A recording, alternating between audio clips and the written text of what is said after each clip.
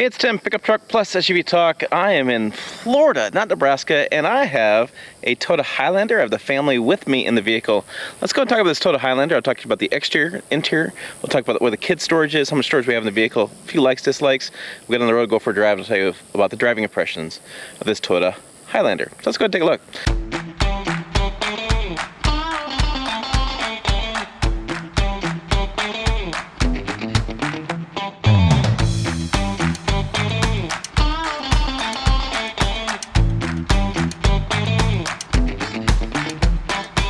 Nice backdrop here in Florida. Yeah, really is Florida. It's hot. We have the new Toyota Highlander here. We have the exterior looking of the change they did a couple years ago where they had the front facing differently. We have some bronze wheels. I'll put the color on the screen. We'll put all the information on the screen. Come around the sides. We have a bit of a roof rack there situation. A little chrome on the sides. Come around the rear. So you can see in the rear we have the Highlander. The XLE. Got some cool lighting here with the foliage behind us. It's the hybrid. So let's start back here because this is supposed to open. Oh, it did. It worked. I'm like 1 for 6 on that. So it's right here.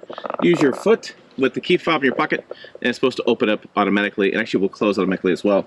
We have third row back here, but you can see our luggage is all over the place. So with the 4 of us, with the seats folded down, we have plenty of storage room for 1, 2, 3, 4 folded bags, backpacks. We haven't really used much back here. I'm sure there's some outlets and things, but yeah, there's AC outlet back here as well.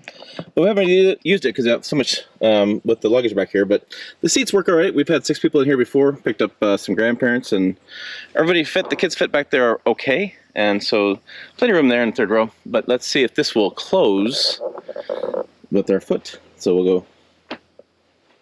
Nope. right when I start videoing it works. It's just how it works out. So let's come around over here. 87 octane is your fuel type in here, or puts them in. Let's check out the second row with Cody, who's made a bit of a mess. What do you got back here, buddy? Chargers. You got chargers. You've been using the chargers, right? Chargers work. You've been using AC back here. How's it work? Yeah. Yeah. We have some window shades back here. You've been using these. Get the sun out of your face. Yeah, that's nice. That's nice. Comfortable seats back there? Yeah. Yeah, very comfortable, especially when you're sitting on your crackers. What do you think, Ty? Plenty of room back there for you? Comfortable seats? Yeah, he's always got a lot to say. What a knucklehead. All right, we have child safety locks there as well. We had to make sure those were off. But yeah, nice close, solid doors. I always look at fit and finish. It looks like everything's lined up pretty good.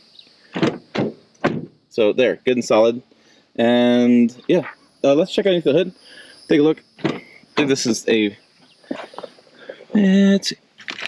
have to refresh my memory, but I believe it is a 6-cylinder with a hybrid system, which means it should have some orange cables. That's what Toyota loves doing.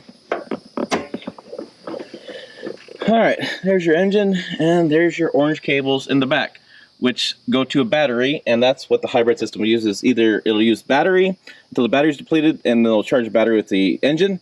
And yeah, it's a nice seamless system that allows you to drive without having to worry about it. So let's go ahead and hop in. I have powered seats here with lumbar. I have the controls here for the windows and the door locks. A little bit of black, little cheap plastic on here, but one thing you notice with Toyota is they do a lot of cheap plastic where you don't care, and they do a nice softer materials where you do care. That's kind of what they got. Some stitching there. Stitching there.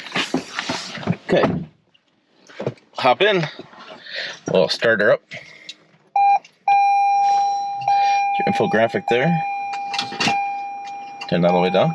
So we're getting 33.8 miles per gallon. I reset that. We've driven quite a few miles, and that's pretty standard. And so I have different modes. I have EV mode here, which I can press, and it'll tell me to stay in EV mode only. And if I go here, I can see how much power my battery has. And then when the battery is low, it'll turn on and show me it's charging the battery with the clock. I do have, oh, we're going to SeaWorld, FYI. I do have the CarPlay, wired CarPlay. I don't have wireless, wired CarPlay, and I have This is the older navigation screen. They have some newer ones, bigger screens, new systems, but this one works okay. It's not. We've had a few struggles with it, but radio's fine. Once we figured out that CarPlay was wired, that was fine too. We can run the cord up here and have a little cubby here as well, and then you can see my wife, who showed off the nice cubby hole there too, because that's been kind of useful for storing some stuff. We have a little design there as well. It kind of finishes up pretty nice. Again, drive modes: Sport, Normal, Eco, and then we have the Qi wireless charger, or Qi or Qi, whatever you guys say it. We've been using it for a good trash can down there and plenty of room as well. So this is, you know, move it out of the way, charge stuff. I will say, if you have a phone with a case on it, it doesn't quite fit. My phone doesn't fit in there, but mine does though. Hers does. Different cases. Okay, so we have one little small sunroof which we're not actively using because it's hot. It's hot. It's hot in Florida. We have the mirror system here where we have the Spy the Kid mirror. I have a digital rear view mirror here, which I can turn to original normal as well. And so yeah, so good stuff there. We have audio. You can do sources, XM, different apps, and different phones as far as phone setups. Okay, so that's what's going on there. HVAC controls here, which are handy. I would love to have this button here. Cooled seats. Oh, definitely. that'd be a fabulous button right there. Heated seats, but I don't want those. I want the cooled seats. So I have the adaptive cruise over here, and I have my controls there for the camera system. But let's go ahead and go for a drive. Oh, excuse me, seat buttons too. Let's go ahead and go for a drive and tell you how this thing actually drives on the road.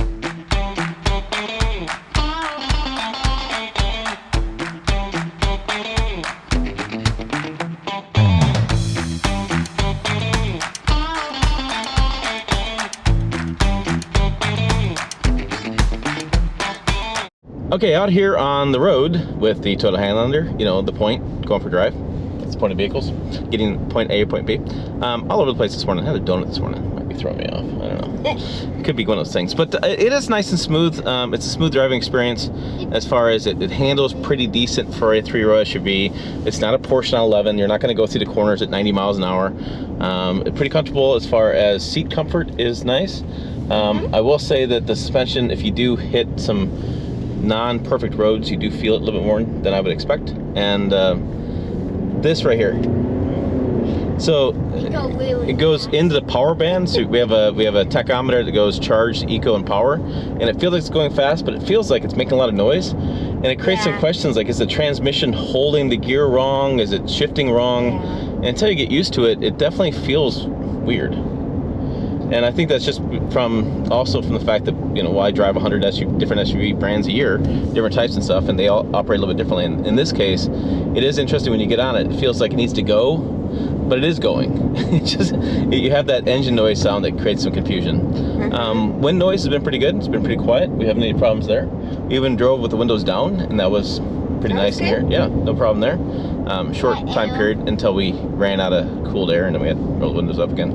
But yeah, I don't really have any concerns about that. I think it's a good daily driver. I think people like the smoothness. EV mode, I exceeded 25 miles an hour, so I turned off my EV mode because it's only low-speed driving. This is not a battery EV car. It's not a plug-in hybrid vehicle. It's just using the hybrid with the engine, which honestly, it charges itself. We get we've gotten over 33 miles per gallon. I feel like it's pretty good. I mean, especially with today's gas prices, it really didn't cost me much at the pump. So, I don't know. Overall, I don't have anything negative to say besides, you know, rides a little rough sometimes in different roads, and you definitely have to get used to the fact that it has more of a as it gets going. Yeah, it definitely made me question whether or not we were in the right gear. Yeah, so she drove it for a little bit, had the same thought I did, where it made you wonder if you're in the right gear. So I'll do it here again.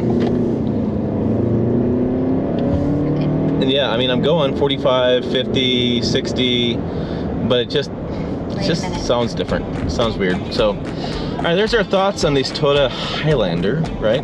Kids give a thumbs up, wife gives a thumbs up. Big thumbs up, there you go. For more, check the videos over here, website down below. Also check us out on live streams Thursday night at 7 p.m. Central, 6 p.m. Mountain Time. Yeah, check those live streams out. As always, thanks for watching. We will see you down the road.